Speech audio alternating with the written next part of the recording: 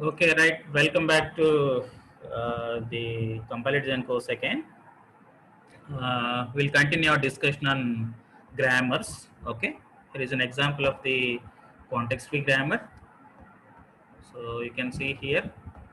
So as I told you earlier, there are 6 production rules and 3 non-terminals E, T, and F, and there are 5 terminals. Terminals, right? Now you can see. Let us compare this one with the English grammar, like statement. Usually statements, an English statement could be, it could be a framed with like this: subject followed by verb followed by object. Okay, here S, V, O and STMT are all non-terminals, are all non-terminals. All these 4 are non-terminals, right? Now then what is subject? Subject could be, it could be say Rama, or it could be any name, any name. Okay. And what is verb? Verb could be, it could be do, or it could be play, or it could be eat,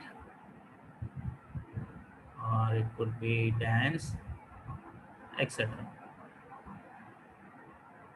Okay, let us assume we have considered only 4 verbs. And what is object? Object could be Suresh, or the object could be Ravi, or something like that. Okay. Now in this particular grammar, I have only 4 non-terminals. Statement is one non-terminal, S is another non-terminal, B is another non-terminal, O is another non-terminal. Okay. Now let me check whether this particular statement is correct or not. Okay, whether this particular sentence is correct or not. Say Rama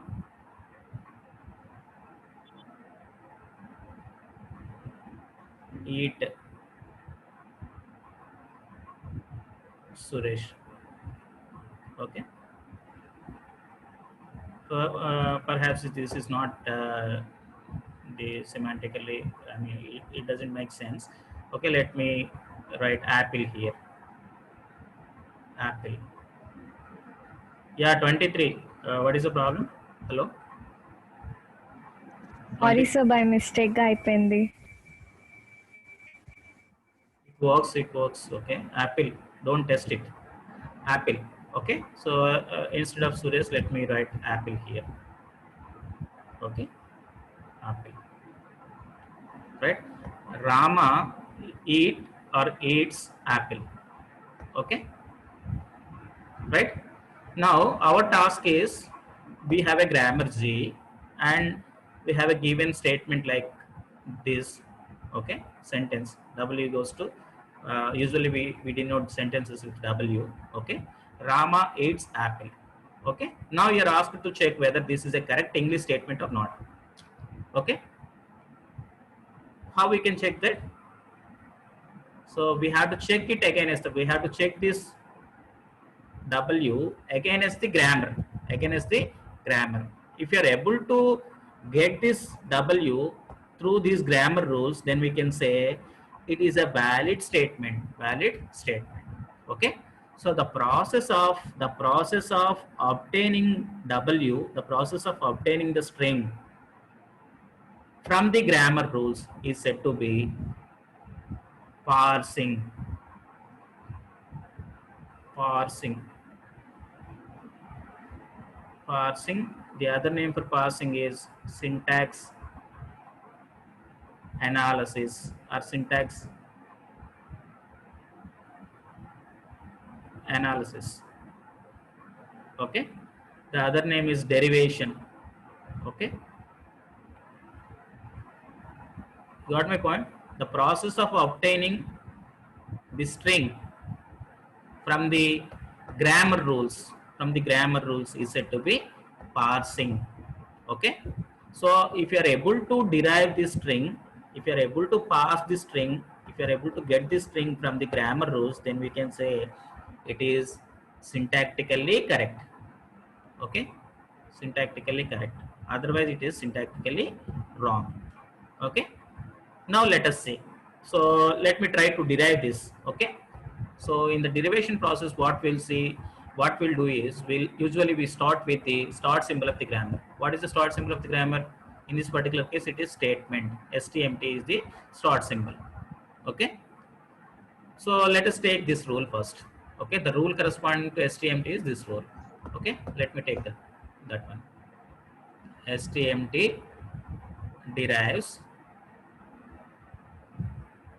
subject verb object. If you observe here, on the right hand side I have only non-terminals here in this particular case. Non-terminal mean variable in the sense you can change that value. Okay, you can replace the value of a variable with either non-terminal or with the terminals corresponding to that non-terminal. Okay, so if you observe here in the second rule, we have S derives Rama or S derives any name. Okay, let me use Rama here. Okay, let me replace this S with, okay, since S is a non-terminal, okay, I am replacing that with Rama followed by verb followed by object. Okay, so in the next step, what I'm going to do here, I cannot replace this Rama. Why? Because it's a terminal. Tokens cannot be replaced. Okay, or cannot be expanded. Okay, right?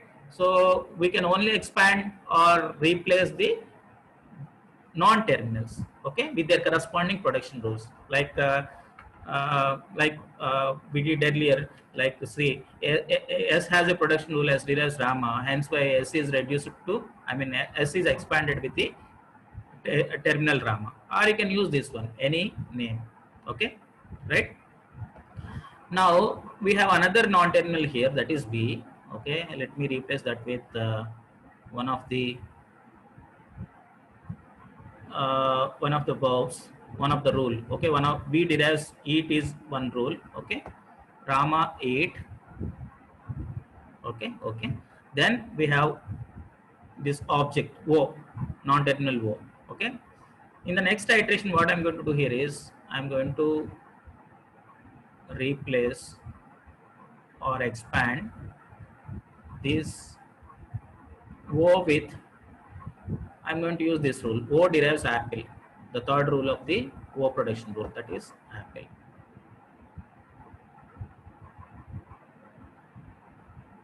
Okay. So if you observe here, the yield of this process, okay, finally what I got, here I get only, I got Rama eat apple. This cannot be expanded further. Why? Because Rama is a terminal and eat is a terminal or a token. Apple is another token. It is nothing but a stream of terminals. Stream of terminals, or we can say stream of tokens. Okay, which cannot be further expanded. Okay, so this is the final product.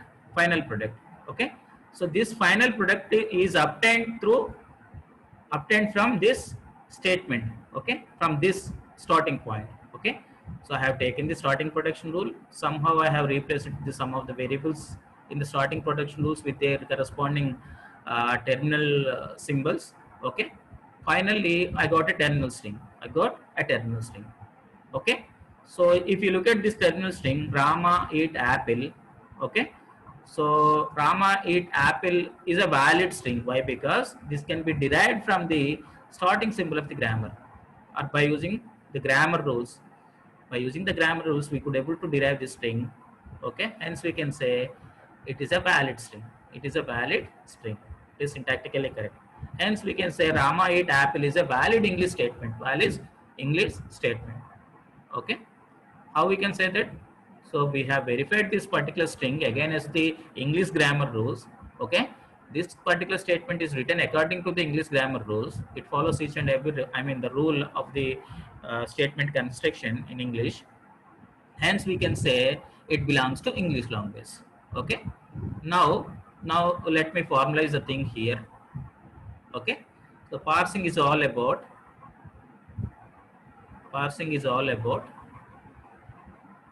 three things. Okay. So it is something like, see, with the given grammar Z and the given sentence W. Okay. You're asked to check whether W belongs to the language generated by the grammar Z or not. Okay. Okay. So this is the fundamental thing here. Okay. With the given Z and with the given input string W, you're asked to check whether the string belongs to the language generated by the grammar or not. Okay. That means, let me give you an example. So we have taken an English statement like Rama eats apple, Rama eat apple. Okay. And the grammar is we have taken 4 or 5 production rules. Okay. We are checking that we are able to derive the Rama eats apple from the given production rules. Hence we can say this string Rama eats apple belongs to the language generated by the grammar. Okay. What is the language specified by the grammar? English grammar, I mean English language. Okay. Hence we can say this W belongs to the language generated by this grammar. Okay. Right. I hope you understand the concept. Hello? Any doubt up to now?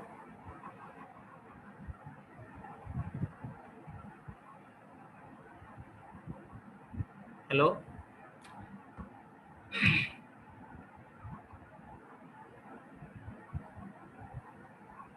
No, sir.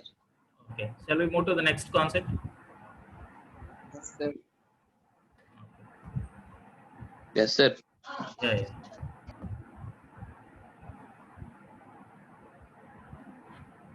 Okay. So this the process of obtaining the terminal string,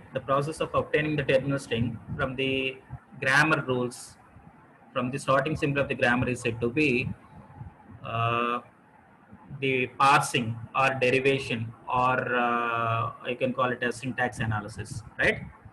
Or syntax checking, right? So the entire process can be depicted by using a tree called parse tree. Okay, like let us consider this grammar. Let me take a small string. So let me take a valid string first. ID plus ID into ID. Okay, ID plus ID into ID. So this is the given string, and the grammar is this one. This is the given grammar.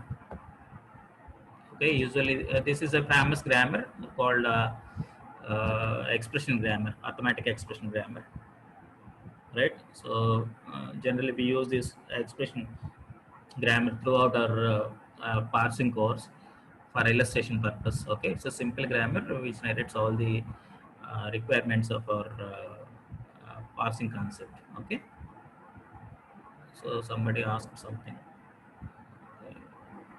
right? Now there is another way of showing the parsing process. We can depict the entire thing by using a picture. Okay, by using a tree, like so. Let me show that. So let us first consider the starting production rule. The starting production rule is, our starting symbol is E. Okay, you can take either E derives E plus T or E derives T. Okay, that is up to you. Okay, so if you have more production rules for the same non-terminal, one or more choice, then obviously it leads to confusion or dilemma, which one we have to take. Okay, that you need to resolve. Okay, that we will discuss more on this in the later later course of the time. Okay, for the time being, let me expand this E. Let me start with E. what I'm going to do here is I'm going to expand this E. Okay, since E is a variable and I have a production rule, E derives E plus T, I'm going to use this rule for expanding E. So E is derived into E plus T. Okay. Now my root element is E. Okay. This root element has three children. Okay, what are the children here? The children are nothing but its corresponding. These children are obtained from its corresponding production rule. E has E plus T. E can be expanded with E plus T. Okay, so we are depicting that this entire rule like this in a tree format. Okay, now if you look at E, okay, this E. So let me expand this. Let me use this directional arrows as well. Okay, so to understand it,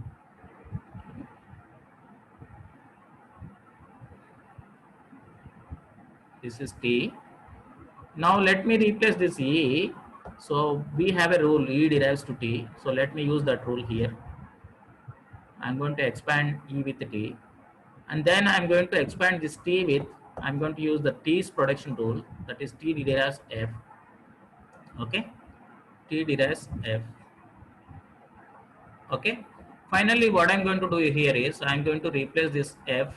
I'm going to use this F with ID. I'm going to use the F's production rule, F derives ID here. Okay, so ultimately we have to stop somewhere. So where we stop, whenever you get the terminal string, then we'll stop there. Okay, so terminals cannot be expanded further. Okay, now so we are done with this path. Now plus is a terminal string, you cannot expand it. The only non-terminal that left is T.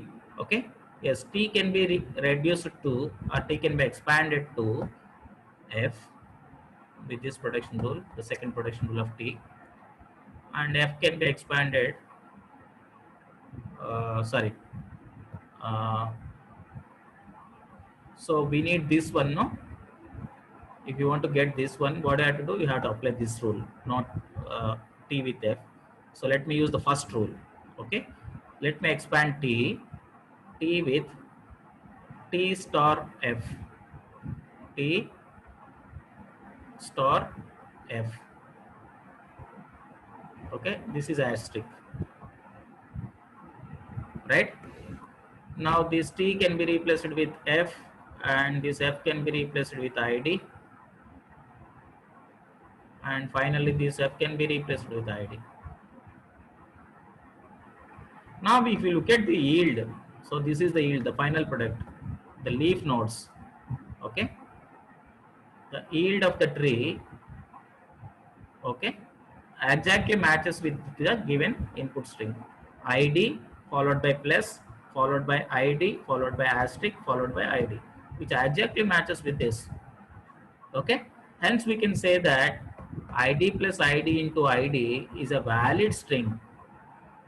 Valid string, or in other words we can say it is written, this particular statement is written according to these grammar rules. According to these grammar rules, these grammar rules will specify some language, L of G, L of G. Okay, hence we can say this particular statement is a member of L of G, is an element of L of G. It is a sentence in that particular language, we can say. Okay, right? So this is what we called, we have constructed a tree now from the grammar rules, from the derivation process. We have constructed a tree now. This tree is called parse tree. Parse tree.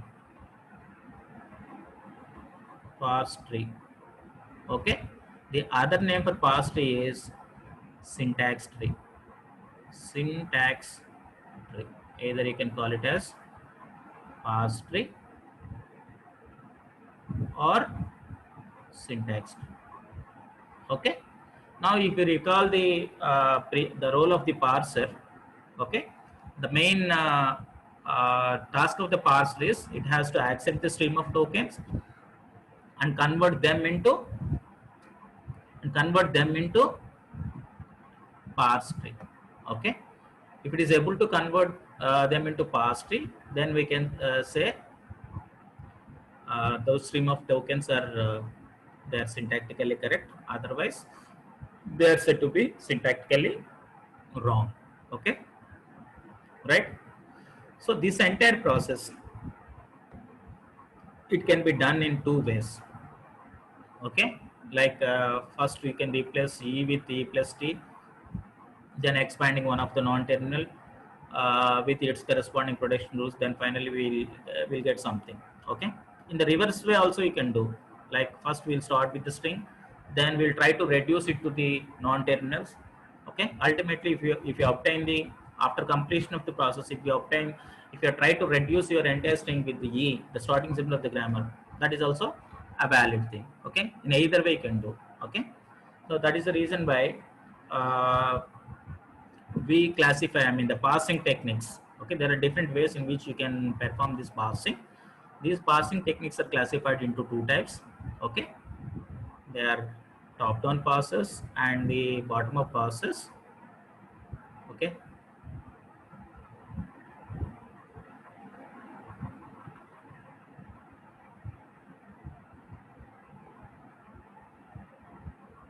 so let me erase this.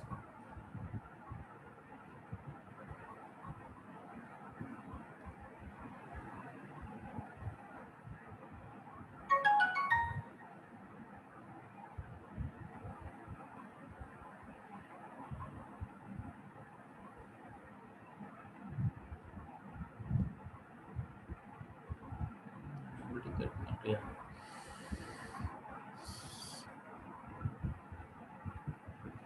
Okay,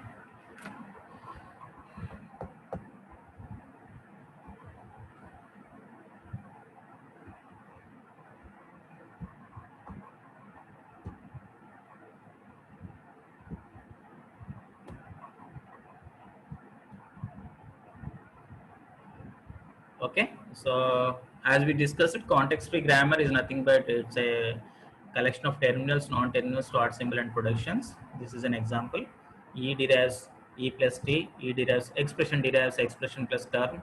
Okay, so in short we'll write E derives E plus T, E derives E minus T, E derives E T, T derives T into F, and F derives grouping of expression, or F derives ID. Okay, these are the production rules, right?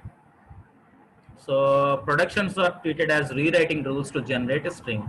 Okay, so the final thing is we need to generate the string from the production rules. Okay, so if you observe here, there are two types of derivations: rightmost derivation and leftmost derivation. In the rightmost derivation, what happens is, in each iteration or in the each step, we're always replacing the rightmost non-terminal, as you can see here. So say suppose if you are always replacing the rightmost non-terminal, this is the rightmost non-terminal now in this particular row. So if you replace this non-terminal first, then you will go for this expansion. Then it is what we call rightmost derivation. Okay. If you do it in a reverse way, like if you replace the leftmost non-terminal first, then go for the rightmost non-terminal, the next leftmost non-terminal, like that, then it is called leftmost derivation. Okay. So here is an example for the derivation of minus id plus id. Okay, e is replaced with minus e, since we have a production rule, ed as minus e. Okay, then this e is replaced with, since we have a single non-terminal here, that is replaced with minus grouping of e. Okay, minus of grouping of e. Now we can see, now we have two non-terminals here. Okay, out of these two non-terminals, I'm going to expand the leftmost non-terminal first, then in the next iteration I'm going to expand the next leftmost non-terminal. Hence we can say it is leftmost derivation. Leftmost derivation. Okay, LMD. So if you follow the reverse process, if you first do this one, then this, then it is called RMD. Okay, leftmost derivation and rightmost derivation. Okay, So the sentences which has more than one way of deriving them is said to be ambiguous sentences. Ambiguous statements. Okay, so that means if you are able to construct LMD and RMD uh, for a single statement, then those statements are said to be ambiguous statements. Ambiguous statements should not be parsed. I mean, they cannot be parsed by the compilers. Okay, we need to resolve the ambiguity. That we will see how to fix these grammars and all grammar transformations that we will discuss most probably in the next class. Okay, see, yeah. So this is the parse tree, as I told you earlier. This is the parse tree for the given minus id plus id. Okay, we have started with e. E is expanded with minus e, then this e is expanded with grouping of e, then this e is expanded with e plus e, finally this e is expanded with id, and this e is expanded with another identifier. Okay, now if you could able to get the two parse trees for the same statement, okay, id plus id into id, which is an ambiguous statement. Why? Because you could able to get one LMD and one RMD for the same statement. Okay, there are more than one way to derive the same tree. Okay, uh, uh, uh, there is more than one way to derive the same string. Okay, such statements are said to be ambiguous strings or ambiguous statements. Okay, for some strings there exists more than one parse tree, or more than one leftmost derivation tree, or more than one rightmost derivation tree. Okay, such statements are said to be ambiguous statements. Okay, here is a classical example for ambiguous statements, that is your dangling else problem. So as you can see here, I think you might have studied this in your flat course. Okay, so there is a famous grammar called uh, I mean grammar rule for dangling else problem. So the grammar for that is statement if expression then is statement, or statement could be if followed by expression then statement else statement, or other. Okay, so if you look at this one, if expression then statement else statement, this particular production will, which leads to ambiguity. Why? Because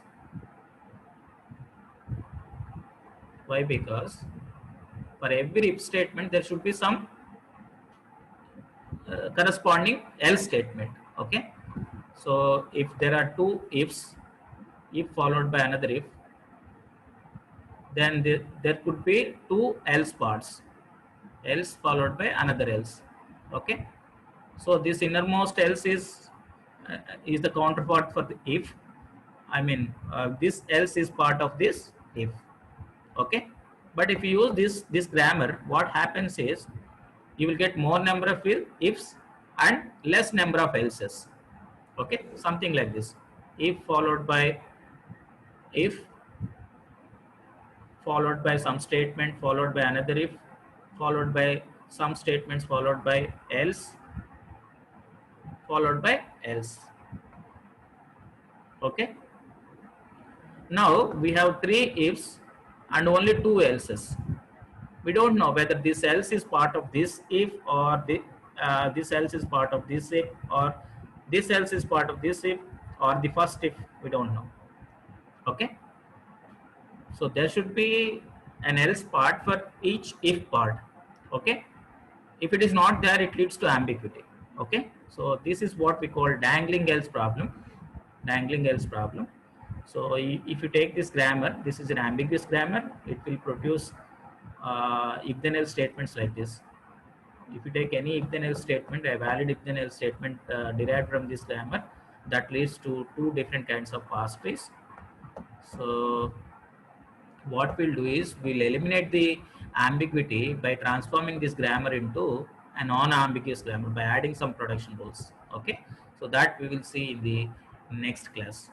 Okay, grammar transformations. Okay, we'll discuss more on grammar transformations in the next coming lecture. Okay, as of now, just remember, tangling else problem is an ambiguity grammar. Okay, ambiguous grammar. So I'm not going to discuss this one. We are going to add some new rules. Okay, then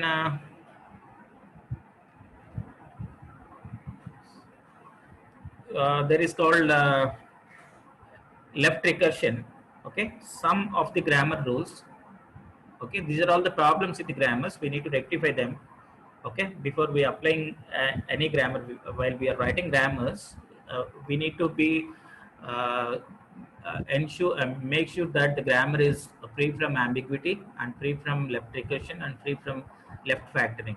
Okay, these are some of the problems. Okay, these problems leads to ambiguity in the syntax analysis, that leads to dilemma in the syntax analysis process.